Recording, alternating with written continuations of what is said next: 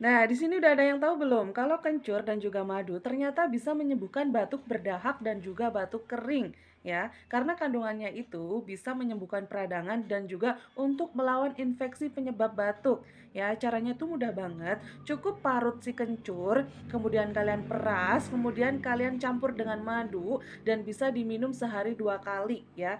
Jadi di sini buat kalian yang lagi batuk dan kalian bingung mau minum obat apa, kalian bisa coba kencur dan juga madu. Nah, kayak gitu ya.